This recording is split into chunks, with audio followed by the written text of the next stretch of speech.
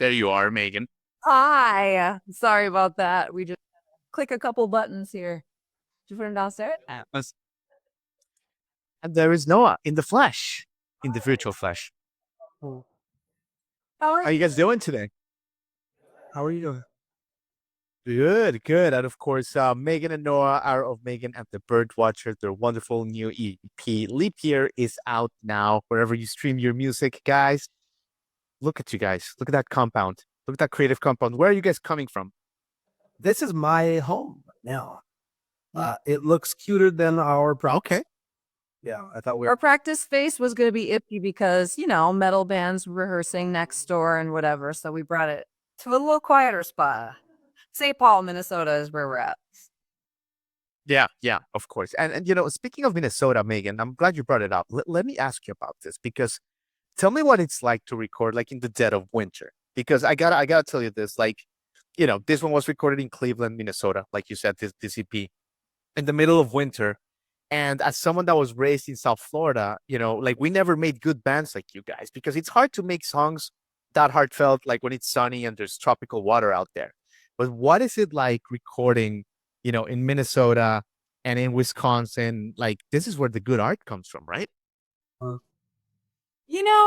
It's not so much when you record as when that song hits you. And so, yes, the dead of winter, the cold, it all lends itself. And the day after day of overcast, gray, cloudy sky where the sun is somewhere, but you don't see it.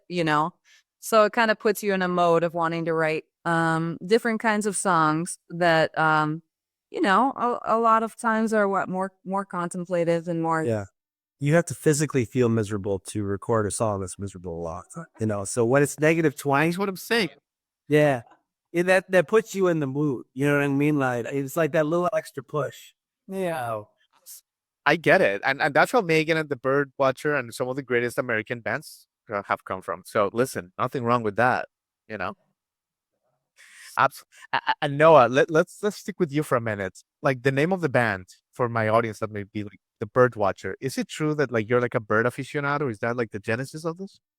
I don't know if I would say aficionado, but I am pretty jazzed about birds. Yeah, I have You're blushing. I've loved birds for a long time. I'm still like a layman. I'd be an amateur, but I've appreciated a lot of birds. South Florida, a lot of good birds down there. A lot of birds we don't have up here. And that's the thing is like Minnesota is a fine bird spot, but we have like 3 different types of birds, and obviously way more than that. But it's kind of like plain Jane. So I do love getting out to other places like Florida to see other birds and things like that. So yeah. Fascinating. And Maygen, like I see that like you are accustomed to conversations going into like bird geek mode and you kind of know what to do at that point. Yep, it's all half for her at this point. I was just spending half an interview talking about birds. Hey, I've learned so much about birds over the years. It's wonderful. Amazing, amazing. Well, thanks for sharing that, Noah. Maygen, let me pivot to you because I mean, you've always been an incredible singer, obviously. I mean, since you were young. But like, let me ask you this: how old were you when you realized that, like, okay, I'm good, like I'm better than average, I'm like really special? How old were you?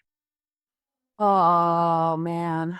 I was really too scared to sing for a long time, even though I loved it, but I didn't know if I was good or not. I just, would sing at home. I tried out for a couple of things when I was in choir in elementary school and did not get those things. So then I was like, oh boy. In 10th grade, I tried out for like a solo song.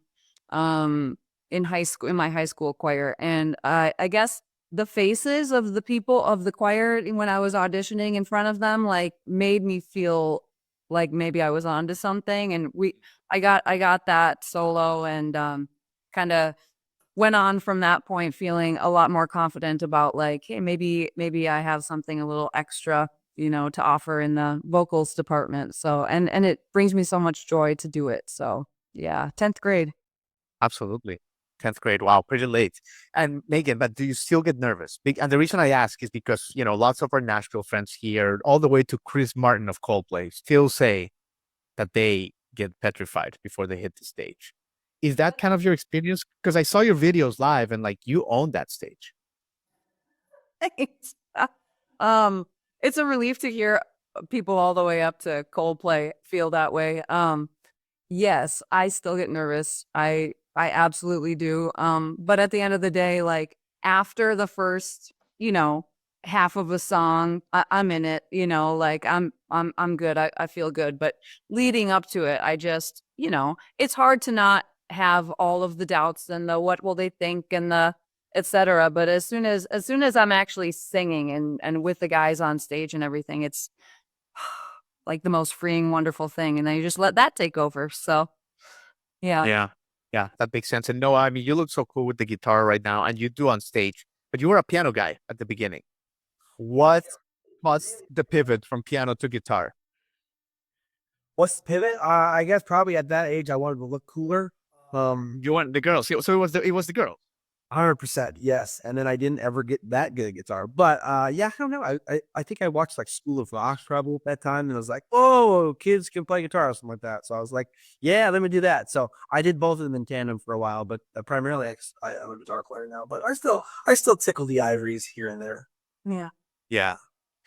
Noah, let me stick with you. I mean, I'm always fascinated when like duos that are like incredible together, the universe puts them together. I mean, the odds of stuff like that happening, of Maygen and Noah meeting in like a church choir, are like 1 in a billion. But kind of like take us there, guys, if you will, when you guys first met, because I think that's what a moment. Yeah, it was. It was very random to meet like that. And we probably didn't think a whole lot about it at the time. Well, you were in another band at the time. Yeah, I was in a different duo, kind of more like a Christian folk kind of a thing. But I was also singing, at church on the weekends, and he was playing guitar. More so, we just kind of hit it off personality wise, and for music to work, you really have to get along with the people that you make music with. So like I wasn't thinking necessarily initially like, oh, I want him to be in my band or anything like that. I was like, this is a cool guy. This is funny. We can give each other, crap and like it's, fun or whatever. And he was obviously a very talented guitar player. But yeah, one gig came up where we got to like my duo had gotten an offer to open up for Indigo Girls for like a private party thing.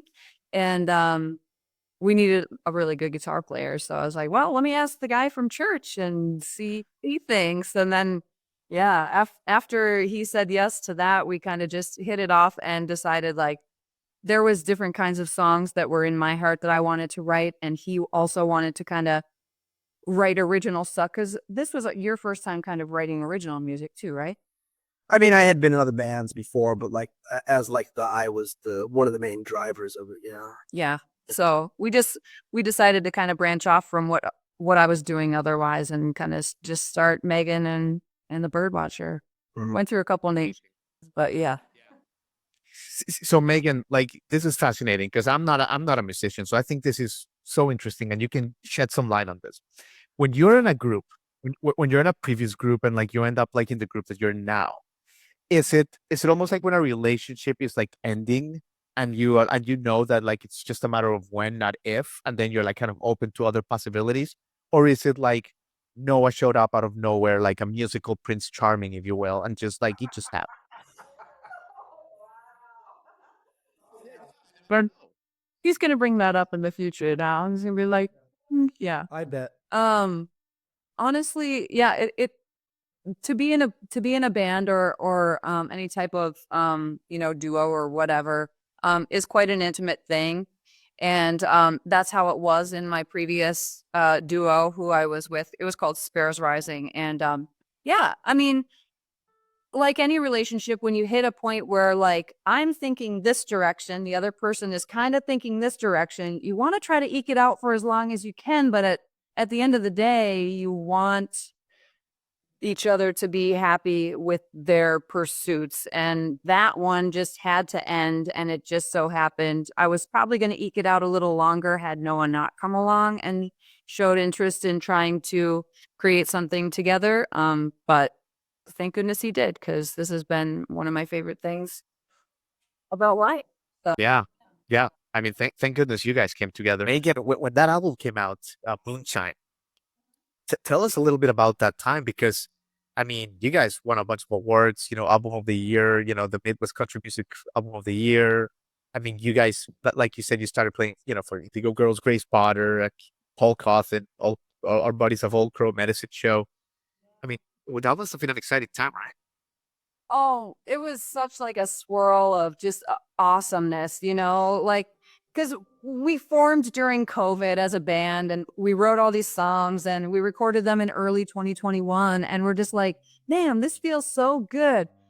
But nobody's heard our stuff and no one knows who we are. And like, we can't really play out very much yet. And like, all of it was just like this bubble of like, oh, we want to share ourselves, but didn't have an opportunity yet. So when that was our debut album, when that came out, it was just kind of like this explosion of just excitement and people kind of responding and saying, yeah, this is awesome. And us being like, yes, what we were thinking is, maybe true and people like us. And it was just like a really wonderful jolt of like, all right, we're onto something. Let's get rolling, try to tour if we can and just get out to festivals and just share our music as much as we possibly can. And it's been a real joy ever since then. We've kind of just been pedal to the metal the whole time since then. So yeah. Yeah.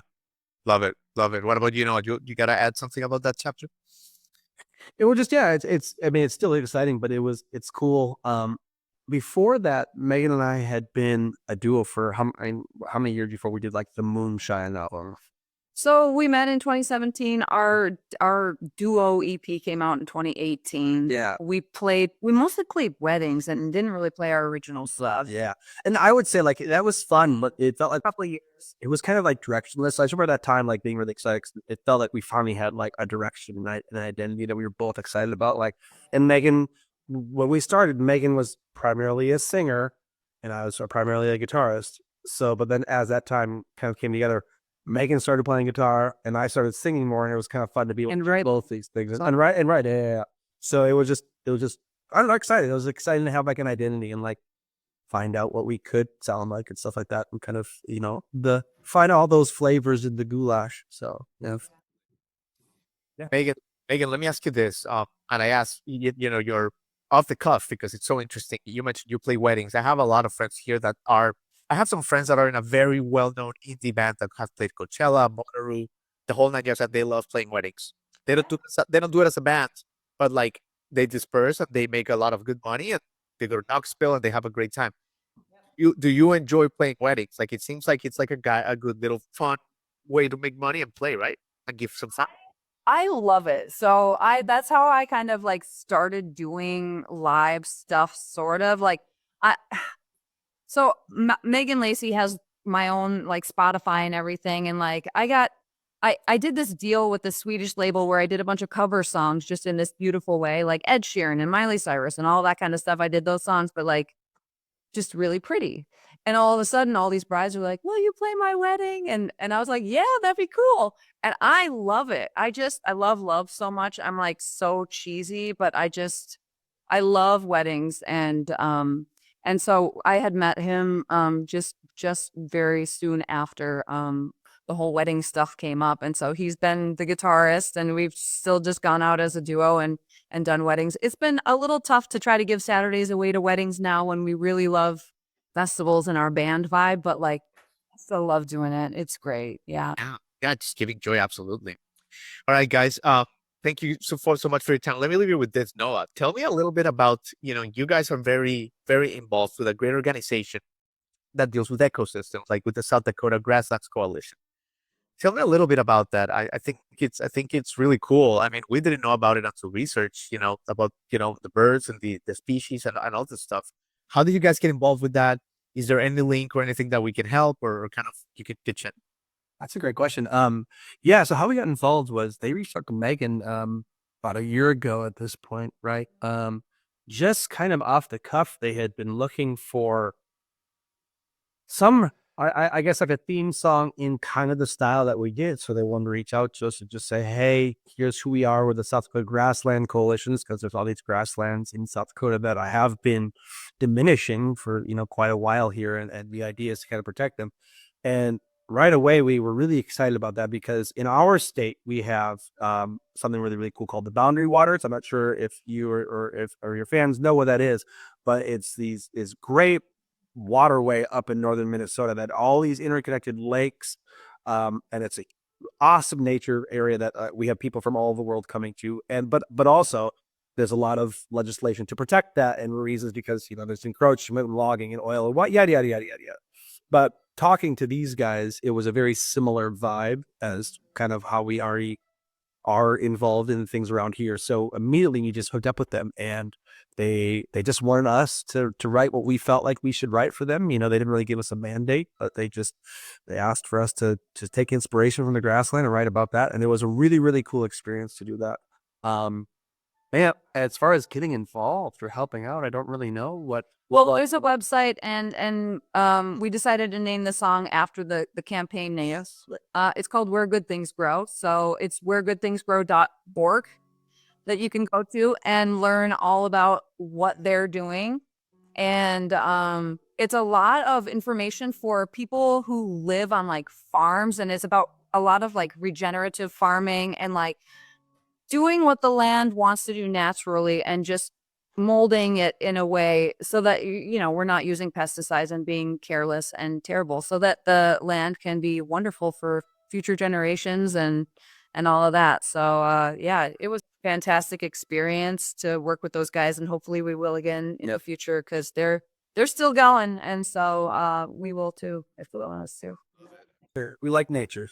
I don't know, love it. I mean, we've gotten involved with Farm Aid and Willie and the family past like 3 years. So like this thing matters to us more than ever now. So thanks for sharing that. And yeah, guys, thank you for your time. If you want to take us over with a song, and that'll be amazing. Yeah, if you don't mind, our Mando guy is here. Oh yeah, absolutely. We're gonna have him pop in. If you in the frame, our frame is so tiny. Can you see? Yes. Love your waiter there. Nice. Yes, he comes in with the cameo. So Jesse, how is it to perform with these two guys? Like a dream come true. Dying us. We paid him for answer. We just spent 20 minutes, talking about, how not cool you were, so there, just kidding, man. You're great. How long you been playing, the mandolin and the fiddle and all that stuff, Jesse? 20 years. Feels fit. Yeah. And, what does it feel that it's like, that instrument is so cool now in 2024? I'm sure when you started as a child, it wasn't that cool. Isn't it cool? I hadn't heard that. Oh, Nashville, man. I don't want to get away from the band, but it's very in demand. It's coming back. Good. Just you're to Nashville. Say so. Awesome. Well, guys, thank you for your time. It's been awesome talking to you guys. What a great band. Again, your EP is out now. Fantastic EP, Leap Year. So Maygen and the Birdwatchers, what are you gonna take us away with?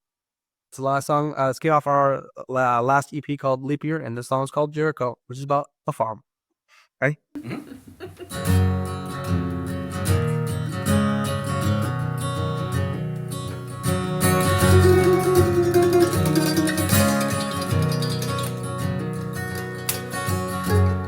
Sunday evening I was overdressed, lost my finger in an apple press. Spent next morning in the lower fields, watched my granddad drive a horse of steel, dancing around the holy chair. Satan, bring me silverware.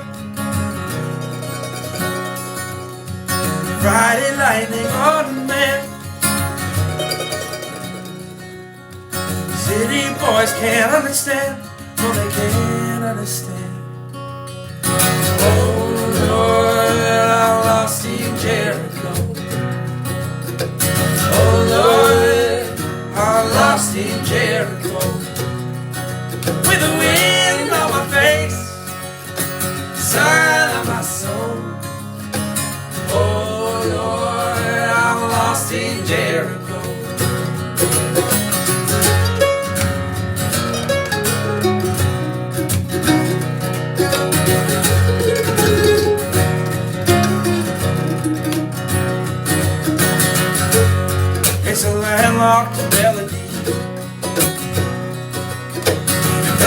white bread still tastes good to me.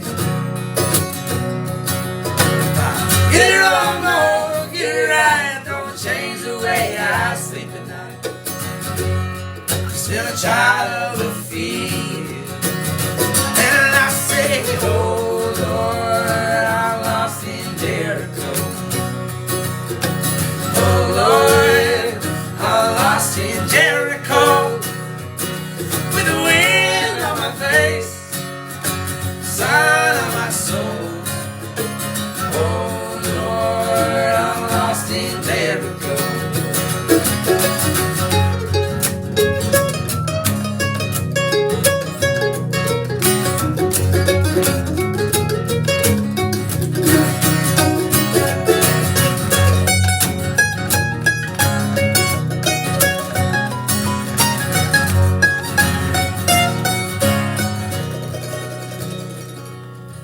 Dancing around the holy chair, dancing around the holy chair. Satan, bring me silverware. Satan, bring me silverware. Here I died and came anew. Here I died and came anew. It make me and then I make you. Singing, oh Lord, I'm lost in Jericho. Singing, oh Lord, I'm lost in Jericho. With the wind on my face, sun on my soul. Oh Lord, I'm lost in Jericho. Oh,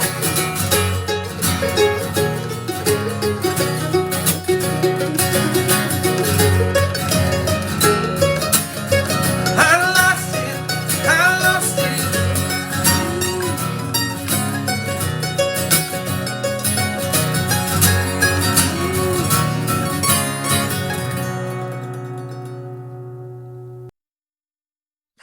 Unreal. My chills have chills, guys. Jesse. What it's like to be Minnesotan. Just Yeah, exactly. Noah and Maygen. I mean, you've made our day, guys. Thank you so much for your time. Maygen and the Birdwatcher. What a group. Thanks for doing what you're doing. We need it. So thank you, guys. Awesome. Absolutely. Take care, guys. too. Hi, everybody. Thanks for watching. Subscribe here for the latest from the show. Also, be sure to check out more of the best clips from J-Rock Concert Media.